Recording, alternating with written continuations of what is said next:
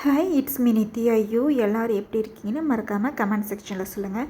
வாங்க நம்ம வந்துட்டு இன்றைக்கான கதைக்குள்ளே போகலாம். இன்றைக்கான கதை என்ன பார்த்தீங்கன்னா, ஒரு ஊரில் வந்து பார்த்திங்கன்னா ஷர்மான்னு சொல்லிட்டு ஒரு தாத்தா வாழ்ந்துட்டு வந்தார். அந்த தாத்தா வந்துட்டு கேஷில் வந்துட்டு நியூஸ் பேப்பர் வாங்க போகலாம் அப்படின்னு போகிறப்ப பார்த்திங்கன்னா ஷாஷ்னியை பார்க்குறாங்க. அவங்க பார்த்துட்டு இந்த பொண்ணுனா இப்படி இருக்கா அப்படின்னு சொல்லிட்டு அந்த பொண்ணுக்கிட்ட பேர் எதுவுமே தெரியாது அந்த தாத்தாக்கு. அவங்க பாட்டுக்கு வந்துட்டு ஜட்ஜ் பண்ண ஆரம்பிச்சிட்டாங்க. இந்த பொண்ணு பார்க்க சரியே இல்லை, இந்த பொண்ணு பார்க்க ஏதோ வந்துட்டு திருடக்கூடிய திஃப்டெல்லாம் பண்ணுவாங்களே அந்த மாதிரி பொண்ணு மாதிரி இருக்கே அப்படின்னு சொல்லி சர்ச் பண்ணுறாங்க.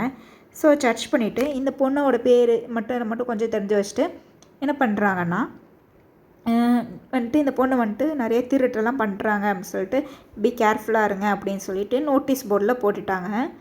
வந்துட்டு மற்றவங்க யார் கேட்டாலும் வந்துட்டு இந்த பொண்ணு திருடுறா அப்படின்ற மாதிரி வந்துட்டு திருடிட்டே இருக்காங்கன்ற மாதிரி வந்துட்டு லக்ஸுரியஸ் திங்ஸ் எல்லாம் திருடுவாங்க அப்படின்னு சொல்லிட்டு என்னென்னமோ வந்துட்டு அவங்களுக்கு தெரிஞ்சதை வந்துட்டு எல்லாருக்கிட்டையும் சொல்லிகிட்டே வராங்க, காசிப் பண்ணிகிட்டே வராங்க.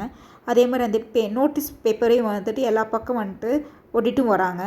இது வந்து பார்த்திங்கன்னா நாளடைவில் கோர்ட்டுக்கு போயிடுச்சு சர்ச்சுக்கிட்ட. இப்படியும் கேட்குறாங்க, இந்த பொண்ணு உங்களுக்கு எப்படி தெரியும்னு கேட்டதுக்கு அந்த தாத்தா சொல்கிறாங்க, ஷர்மா, இந்த பொண்ணை நான் வந்துட்டு கேஷுவலாக வேலைக்கு போகும்போது நான் பார்த்துருக்கேன். வேலைக்கு போகும்போது எங்கே போகுதுன்னு யாருக்கு தெரியும்? இந்த பொண்ணை நான் வந்துட்டு பேர் மட்டும்தான் வந்துட்டு விசாரிச்சதில் தெரியும், வேறு எதுவுமே எனக்கு தெரியாது.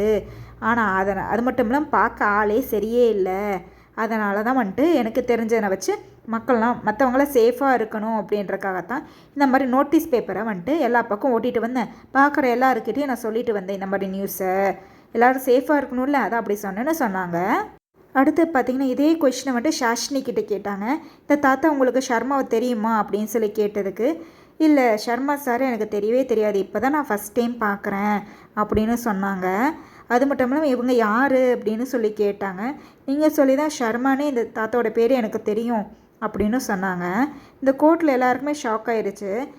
அது மட்டும் இல்லாமல் பார்த்தீங்கன்னா இந்த தாத்தா மேலே என்ன இப்படி ஒரு இருக்காங்க, இவங்க பண்ணுற தப்புன்னு கூட தெரியாமல் இப்படி இருக்காங்களேன்னு சொல்லிட்டு கோவம் வந்துச்சு ஜட்ஜுக்கு. அதனால் ஜட்ஜ் சார் என்ன நினைக்கிறாங்கன்னா, நம்ம வந்துட்டு அவர்கிட்ட நம்ம வந்துட்டு கொஞ்சம் பொறுமையாக தான் எடுத்து சொல்லணும். பார்க்க கொஞ்சம் வயசானவராக இருக்கார், நம்ம வந்துட்டு கொஞ்சம் புரிகிற மாதிரி மெதுவாக சொன்னால் கேட்டுப்பாங்க அப்படின்னு சொல்லிட்டு நினைக்கிறாங்க.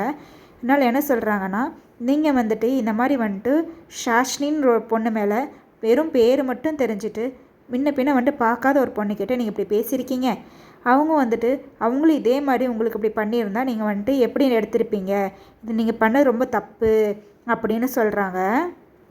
அந்த பொண்ணை நீங்கள் முன்ன பின்ன பார்த்தது கூட கிடையாது, வெறும் பேரை மட்டும் தெரிஞ்சதை வச்சு நீங்கள் வந்துட்டு இப்படி ஜட்ஜ் பண்ணியிருக்கீங்க, தப்பு அப்படின்னு சொல்கிறாங்க. அப்போ தான் அந்த வயசான தாத்தாவுக்கும் புரியுது நம்ம பண்ணது எவ்வளோ பெரிய தப்பு அப்படின்னு சொல்லிட்டு.